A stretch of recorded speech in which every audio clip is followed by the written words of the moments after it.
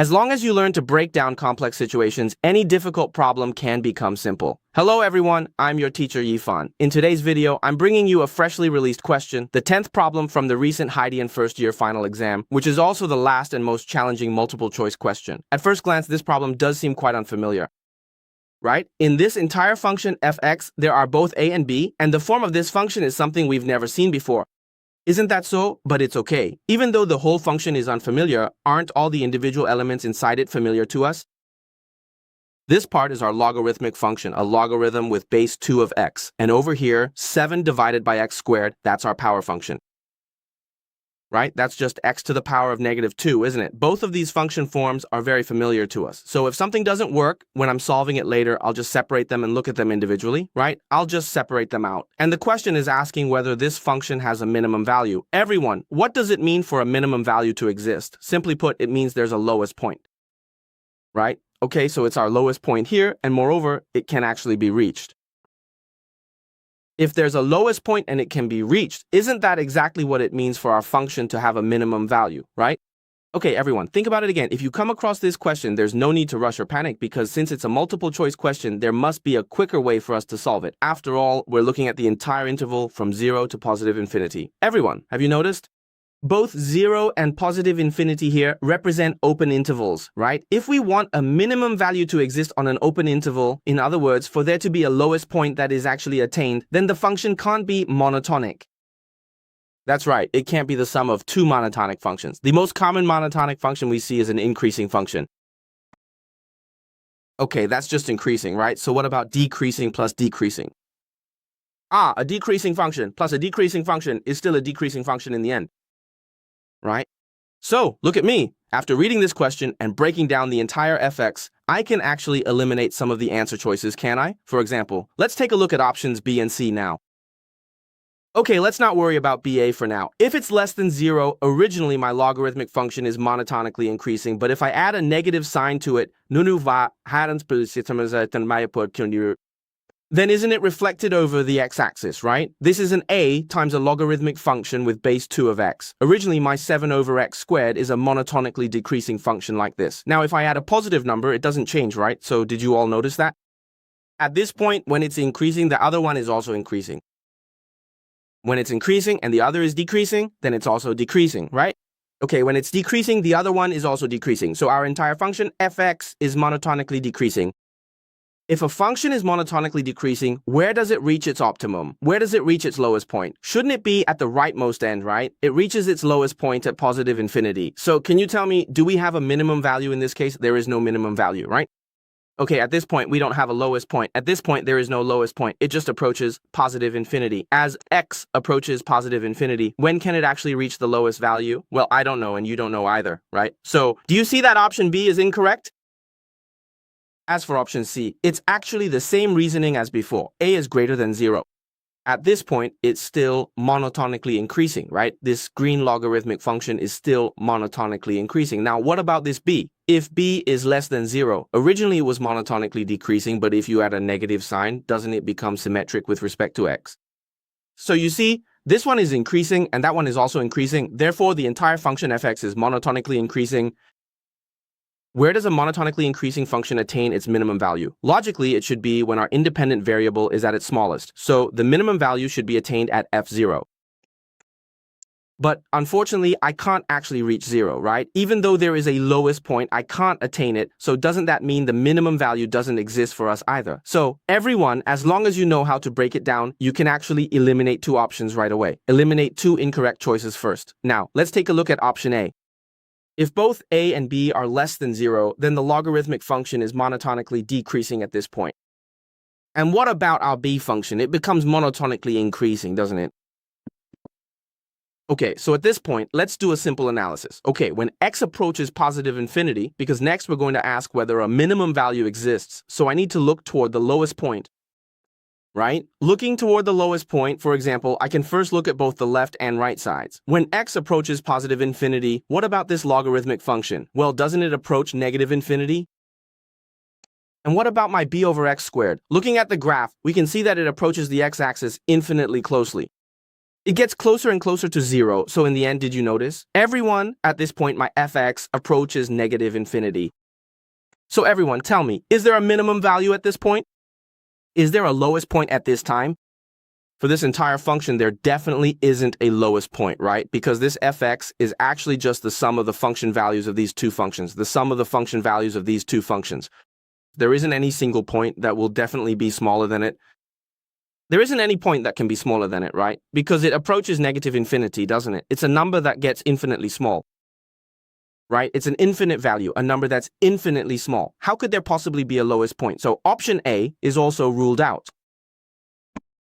Actually, from the perspective of answering multiple choice questions, we've already figured out that the answer is D, right? Because we've eliminated all three incorrect options. Now let's take a look at option D.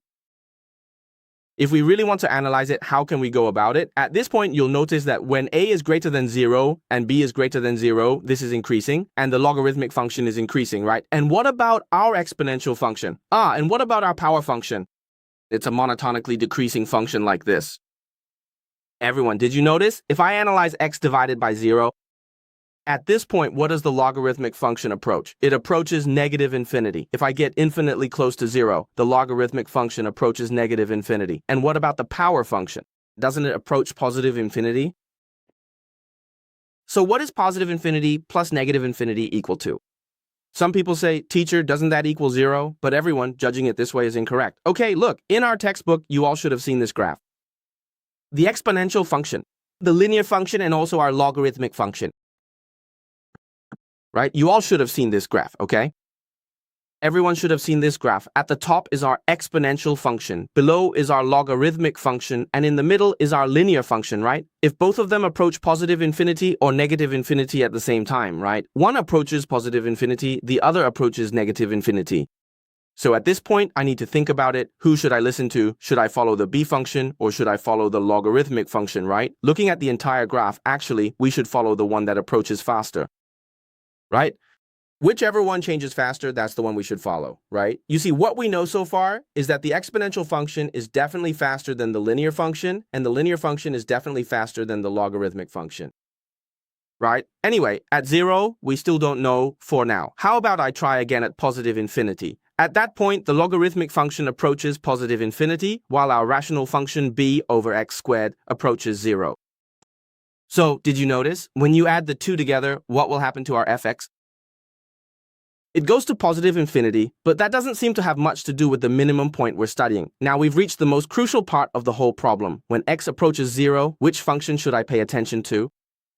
Right? When x is exactly 0, which one should I listen to? Right? If you're not sure at this point, it's actually very simple. Just turn it into a form we're most familiar with. We're familiar with logarithmic functions, and we're familiar with this one too. Aren't we? It's just that we're not as familiar with this graph, so why not just change it to something rounder? For example, if I practice with t. If we set it as a logarithm with base 2 of x, then we just substitute a new variable. Remember to pay attention to the range of the new variable in the future. Shouldn't it belong to the set of real numbers, right?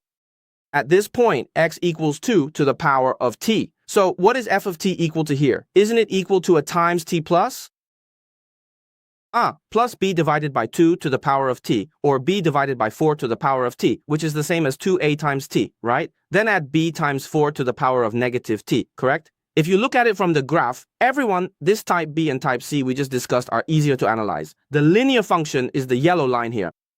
And what about our exponential function? It's the red one, this line, right? Because both of them are greater than 0, so their graphs won't change at all. You see, this exponential function should be monotonically decreasing, right? So from this perspective, it's much easier for us to analyze. Because just now, and actually in our textbook as well, there's a point that exponential functions grow faster than linear ones.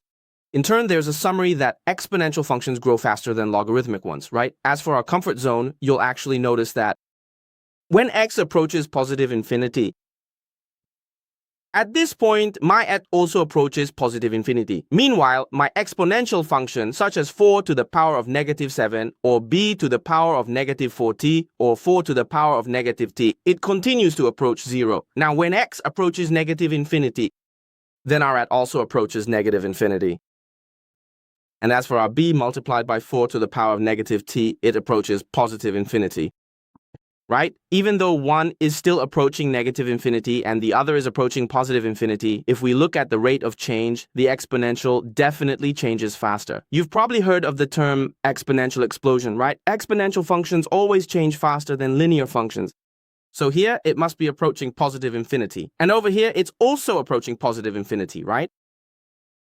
On this left side, I will definitely pay attention to our exponential function because it changes faster, right? Its rate of approaching positive infinity is even faster, right? The speed at which it approaches infinity is even faster, right? So based on this, everyone, think about a function.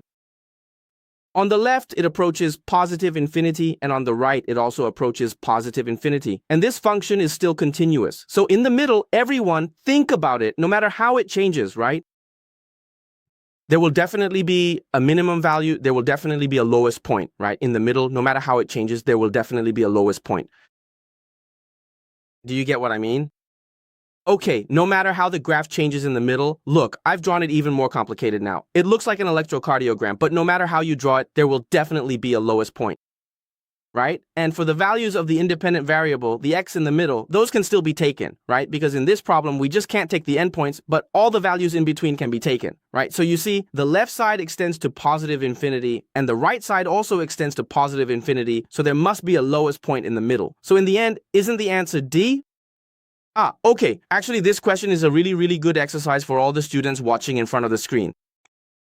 What does that mean? It means that when we separate and concretize things, it might look unfamiliar when put together as a function, but if we break it down into two parts, it's actually quite simple, right? We're all pretty familiar with logarithmic functions and power functions, aren't we? We're all quite familiar with logarithmic and power functions, right? Okay, and then when faced with a challenging, complex function problem like this, as long as you know how to break it down and rigidly apply the methods, you can easily solve it. Just now, by drawing the graph and translating the terms to make them more familiar, I was able to immediately eliminate both option B and option C, right? As for option A, it's even easier to eliminate. Maybe option D requires you to adjust it into your own comfort zone, right? Exponential functions definitely grow faster than linear functions, and linear functions grow faster than logarithmic functions, right? Okay, so that's the entire summary of the first year Haidian final exam. This is question 10, which is the complete explanation of this multiple choice problem. Okay,